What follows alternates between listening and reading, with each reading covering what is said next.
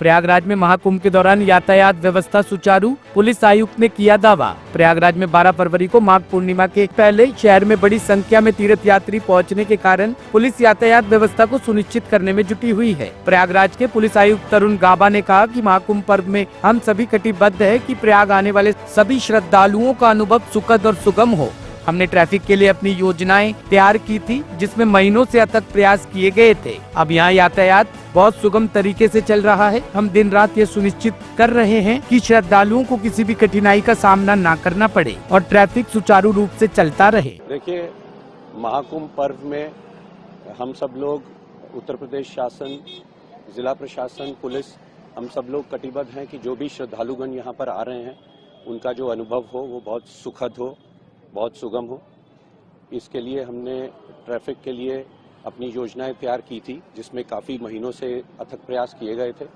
उन योजनाओं का हम सफल क्रियान्वयन कर रहे हैं। जो श्रद्धालुगण यहाँ पर आए हैं, करोड़ों की संख्या में उन्होंने स्नान किया है। हमारे लिए ट्रैफिक ज़रूर एक चैलेंज रहा है और बीच में कुछ फेजेस में, जैसे वीकेंड्स में भी बहुत भारी संख्या में वाहन का आगमन यहाँ पर हुआ था। उसको दृष्टिगत रखते हुए जो हमारा पुलिस बल यहाँ पर तैनात है, जो हमारे प्रशासनिक अधिकारी यहाँ पर तैनात हैं, अथक परिश्रम करते हुए उन्होंने जो भी सिचुएशंस आई उनको रिजॉल्व किया। अभी आप देखेंगे कि बहुत सुगम तरीके से यातायात यहाँ पे चल रहा है। जो वाहन आ रहे हैं विभिन्न मार्गों से, जो प्रयागराज जनपद में आ रहे हैं, चाहे वो लखनऊ मार्ग हो, प्रतापगढ़ मार्ग हो, जौनपुर मार्ग हो, और जो दक्षिण की तरफ से, चित्रकूट की तरफ से, रीवा की तरफ से, मिर्ज़ापुर की तरफ से और उधर भदोही से बनारस की तरफ से, सभी मार्गों पे यातायात सुचारू रूप से चल रहा है और शहर के अंदर भी जाम की स्थिति नहीं है। जो पार्किंग प्लेसेस है वहाँ पे वाहन डाइवर्ट होकर अंदर जा रहे हैं, जिसमें वाहन के अंदर जाने का जो समय लगता है वो लगता है। इसमें बल्कि हम जो भी श्रद्धालुगण यहाँ आ रहे हैं उनको यही अनुरोध करना चाहेंगे कि जो भी विभिन्न मार्गों की पार्किंग्स निर्धारित की गई हैं और जिसमें उनको डायरेक्ट किया जा रहा है, वो कृपया उन्हीं पार्किंग्स में जाएं। वो गूगल मैप देख के ये प्रयास मत करें कि सभी लोग संगम के बहुत करीब जाना चाहेंगे, क्योंकि विभिन्न मार्गों की विभिन्न व्यवस्थाएं हैं।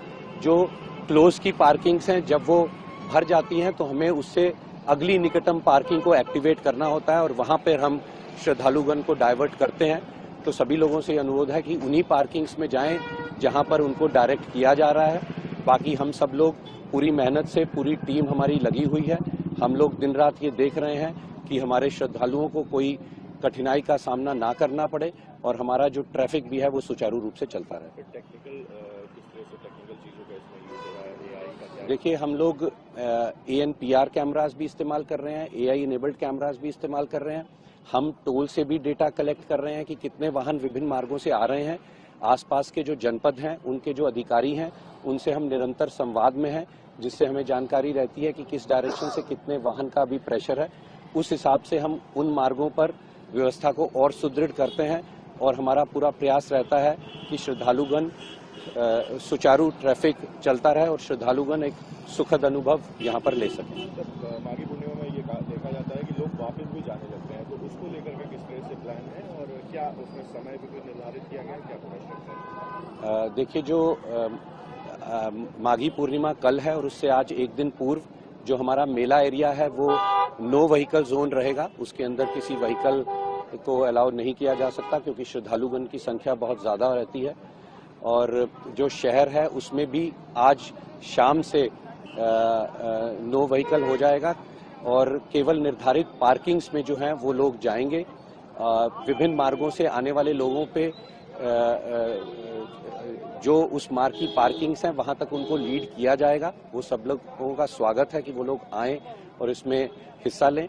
जो कल्पवासी हैं उनके लिए भी अलग से ट्रैफिक योजना तैयार की गई है, क्योंकि कल्पवासी अब इस स्नान के बाद वापस जाएंगे, तो उनके लिए भी हमने पूरा प्रचार प्रसार किया है कि किस डायरेक्शन में आने वाले कल्पवासी कौन सी पार्किंग तक अपनी गाड़ी लेके आएंगे। और फिर जब 12 तारीख को माघी पूर्णिमा का स्नान समाप्त हो जाता है, जब श्रद्धालुओं का वापसी हो जाती है, तो उसके बाद ही जो हमारे कल्पवासी हैं उनकी गाड़ियां अंदर आएं और उसके बाद उनकी भी निकासी वहां से होगी। देखा जा रहा है कि कुछ लोग इसमें अफवाह भी उड़ा रहे हैं सोशल मीडिया इन्फ्लुएंसर, तो उस पर भी किसी तरह से कार्रवाई करने का देखिए, दो चीज़ें हैं। एक तो जो ट्रैफिक में इन्फोर्समेंट की बात है कि कहीं पे किसी ने रॉन्ग पार्किंग कर दी, उसको भी निरंतर हम क्रेन से वो गाड़ियां उठा रहे हैं और प्रभावी कार्रवाई कर रहे हैं। सोशल मीडिया के माध्यम से भी हम लोगों को बता रहे हैं कि जो कार्रवाई की जा रही है। जो लोग अफवाह फैला रहे हैं, मेरा अनुरोध है उनसे कि वो इस चीज़ में थोड़ा ध्यान दें और इस चीज़ का परहेज रखें कि गलत इन्फॉर्मेशन ना दी जाए। जो चैलेंजेस हमारे सामने आते हैं ट्रैफिक के, उसमें जो इनकन्वीनियंस अगर कुछ होती है तो उसको हम त्वरित गति से दूर करने का अपना पूरा प्रयास करते हैं। जहां जहां भी ऐसी स्थिति कुछ समय पे आई, उसको हमने अपना पुलिस बल को और सुदृढ़ करते हुए, हमारे हेडक्वार्टर से और पुलिस बल प्राप्त करते हुए उन सिचुएशंस को हमने जल्दी से जल्दी रिजॉल्व किया है। परंतु गलत सूचनाएं ना दी जाएं, इसका हम लोगों से अनुरोध भी करते हैं और अगर उसके उपरांत भी अगर ऐसा कुछ होता है तो कार्रवाई भी की। Bureau report, team top story news.